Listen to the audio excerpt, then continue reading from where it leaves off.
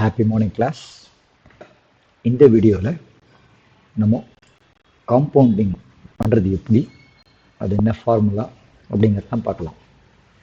So நம்ம போன வீடியோவில் என்ன பார்த்தோம் அப்படின்னா, சிம்பிள் இன்ட்ரெஸ்ட்டு எப்படி கண்டுபிடிக்கிறது, காம்பவுண்ட் இன்ட்ரெஸ்ட்டு அது எப்படி கண்டுபிடிக்கிறது அப்படின்னு பார்த்தோம். ஸோ காம்பவுண்ட் இன்ட்ரெஸ்ட்டில் நம்ம என்ன பார்த்தோம் அப்படின்னா, வருஷா வருஷம் பிரின்சிபல் மாறிக்கிட்டே இருக்குது. ஏன்னா பழைய முந்தின வருஷத்தோட இன்ட்ரெஸ்ட்டும் சேருது அடுத்த வருஷத்தோட, அதனால இன்ட்ரெஸ்ட் அமௌண்ட்டு மாறிக்கிட்டே இருக்கும். ஸோ நமக்கு இப்போ ஒரு 4 வருஷம் 5 வருஷம் காம்பவுண்ட் இன்ட்ரெஸ்ட் இருந்தாக்க ஸ்டெப்பாக ஒவ்வொரு தரமும் ஒவ்வொன்றா ஃபஸ்ட் இயர் பண்ணி அதோட இன்ட்ரெஸ்ட் அதை எடுத்து செகண்ட் இயர் பிரின்சிபலோட சேர்த்து திருப்பி இன்ட்ரெஸ்ட் கண்டுபிடிச்சி அந்த இன்ட்ரெஸ்ட்டை எடுத்து தேர்ட் இயர் பிரின்சிபலில் சேர்க்கறது அப்படின்றது கஷ்டமாயிடும் திருப்பி பண்ணுறதுக்கு. அதனால் அதுக்கு ஒரு சிம்பிளாக ஒரு ஃபார்முலாவே இருக்குது. அந்த ஃபார்முலா தான் நம்ம பார்க்க போகிறோம் இப்போ. ஸோ இந்த ஃபார்முலா எப்படின்னாக்கா, காம்பவுண்ட் இன்ட்ரெஸ்ட் கண்டுபிடிக்கிற ஃபார்முலா எப்படின்னாக்கா, P times 1 plus R1 by F times 100 raised to the power F times 1 plus R2 by F times 100 raised to the power F. அதே போல் அந்த மாதிரி மல்டிப்ளை ஆகிட்டே போகும். எவ்வளோ தூரம் வரும் அப்படிங்கிறது நம்ம இப்போ என்னெல்லாம் இதில் என்ன பீனா என்ன ஆர்னா என்னன்னு பார்க்கும்போது இந்த எஃப்போட அர்த்தம் என்ன அப்படிங்கிறதையும் பார்க்கலாம்.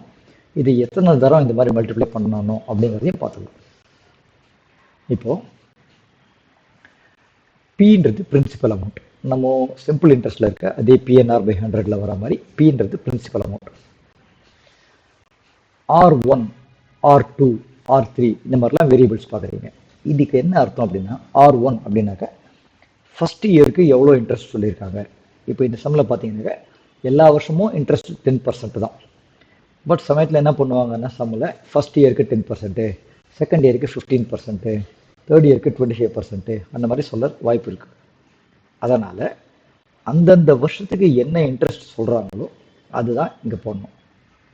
R1னா ஃபஸ்ட் இயரோட இன்ட்ரெஸ்ட்டு, R2னா செகண்ட் இயரோட இன்ட்ரெஸ்ட்டு, R3னா தேர்ட் இயரோட இன்ட்ரெஸ்ட் ரேட்டை போடணும். அப்படி கொடுக்கல, சிம்பிளாக இன்ட்ரெஸ்ட் ஆஃப் 17% அப்படின்னு சொல்கிறாங்க அப்படின்னாக்க எல்லா இடத்துலையும் 17 போட்டுக்கோங்க. வருஷம் டிஃப்ரெண்ட் இன்ட்ரெஸ்ட் கொடுத்தாங்கன்னாக்கா அந்த இன்ட்ரெஸ்ட்டு, அப்படி இல்லை சிம்பிளாக 17% ஆர் 20% அப்படின்னு ஒரே ஒரு இன்ட்ரெஸ்ட் ரேட்டு தான் கொடுத்தாங்கன்னா அதே இன்ட்ரெஸ்ட் ரேட்டையே எல்லா வருஷத்துக்கும் போட்டுக்கோங்க. இது ஒரு பாயிண்ட். இப்போது இங்கே வந்து பார்த்தீங்கன்னாக்கா டாட்னு போட்டிருக்கேன். அப்படின்னா திருப்பி இதையே மல்டிப்ளை பண்ணிகிட்டே இருக்கணும். இது ரிப்பீட் ஆகிட்டே இருக்குது. பார்த்தீங்களா, R2 R1 R2ன்ற ரேட்டு தான் மாறுதே ஒழிய மற்ற பார்ட் ஆஃப் த ஃபார்முலா அப்படியே ஒரே மாதிரி தான் இருக்குது ஒவ்வொன்றுலேயும். ஸோ இது எவ்வளவு தூரம் நான் மல்டிப்ளை பண்ணுறது, அது எவ்வளவு தூரம் மல்டிப்ளை பண்ணணும்னாக்க சம்மில் கொஷனில் அந்த எத்தனை இயர்ஸ் அப்படின்னு கொடுத்துருப்பாங்க. அந்த இயர்ஸ் என்ன கொடுத்துருக்காங்களோ அத்தனை தடவை இது திருப்பி மல்டிப்ளை பண்ணணும்னு அர்த்தம். இப்போது இந்த சம்மில் பார்த்தீங்கன்னா மொத்தமாக 3 வருஷம். அப்போனாக்கா இதை நீங்கள் 1 2 3 தரம் போடணும். 2 தரம் 2 இயர்ஸ் அப்படின்னு கொடுத்தாங்கனாக்கா 2 தரம் போட்டால் போகிறோம். 1 இயர் அப்படின்னு சொன்னாங்கன்னா இது ஒரே ஒரு தரம். 5 இயர்ஸ் அப்படின்னாக்கா இந்த மாதிரி 5 தரம் இதையே ரிப்பீட் பண்ணணும். அதாவது இந்த ப்ராக்கெட்டில் இங்கே ஆரம்பிக்குது இல்லையா, இந்த ப்ராக்கெட்டில் ஆரம்பித்து இது முடிகிற வரலாம் 5 தடவை இதை அப்படியே ரிப்பீட் பண்ணணும்.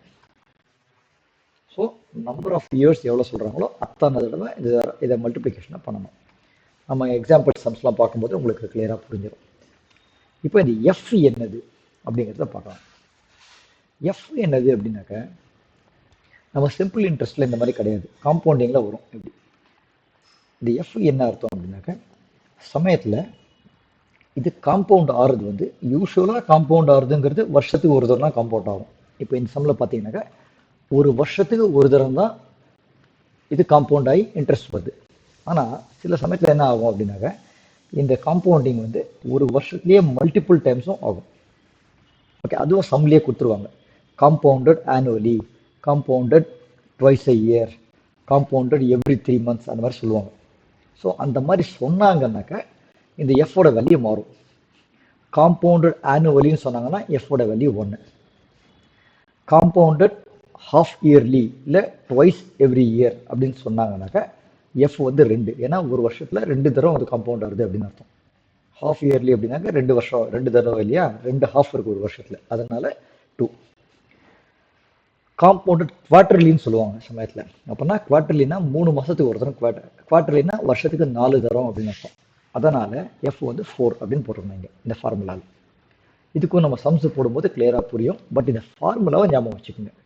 இந்த எஃப்ன்றது காம்பவுண்டட் ஆனுவலினா ஒன்ஸு, காம்பவுண்டட் ஹாஃப் இயர்லி அப்படின்னாக்கா எஃப் 2 ஆகிடும், காம்பவுண்டட் குவார்டர்லினா எஃப் வந்து 4 ஆகும். இல்லை இன்னும் ஒரு லாஸ்ட் இந்த ஸ்டெப்பு ஜஸ்ட் சொல்கிறேன், இப்போதைக்கு கவனிச்சுக்கோங்க. நம்ம எக்ஸாம்பிள் பார்க்கும்போது தெரியும்.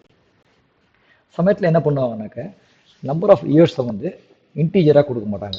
அதாவது 3 வருஷம் 5 வருஷம்னு கொடுக்க மாட்டாங்க. டோட்டல் இயர்ஸ் வந்து 5.5 வருஷம் 5.5 இயர்ஸ், இல்லாட்டி 3.25 வருஷம், இல்லை 3 வருஷம் 9 மாதம், அந்த மாதிரி சமயத்தில் கொடுப்பாங்க.